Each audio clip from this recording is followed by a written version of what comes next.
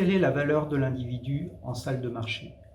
Comment les individus sont-ils évalués, sont-ils valorisés par les dispositifs d'évaluation de la performance individuelle?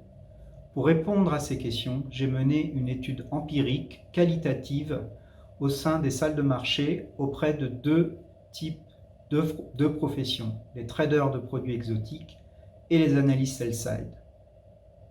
J'ai utilisé dans ma recherche plusieurs éléments empruntés à différentes théories et empruntés à différents champs disciplinaires, parmi lesquels la philosophie de Michel Foucault et notamment le concept de subjectivation m'ont permis de donner sens à mes données, c'est-à-dire comment les individus se pensent, comment les individus pensent leur performance à travers les dispositifs d'évaluation de la performance individuelle. Parmi ces formes de pensée, ces subjectivations, deux me semblent particulièrement originales.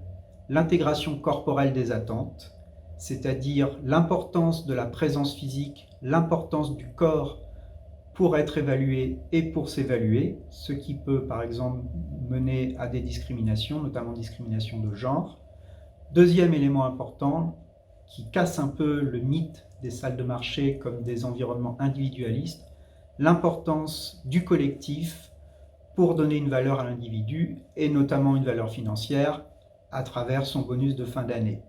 Contribuer au profit ne suffit pas, il faut aussi être maître de sa réputation, être apprécié au sein de l'organisation pour espérer avoir un bon bonus.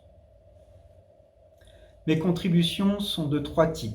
Une contribution empirique, c'est-à-dire comprendre le travail des opérateurs de marché d'un point de vue gestionnaire n'a été encore que peu élaboré.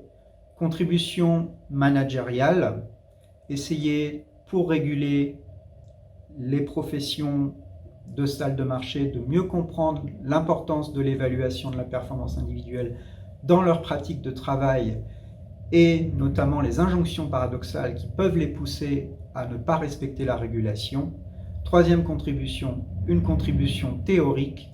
Il s'agit de réintégrer le rôle du matériel, le rôle du corporel pour comprendre les phénomènes d'évaluation dans les organisations.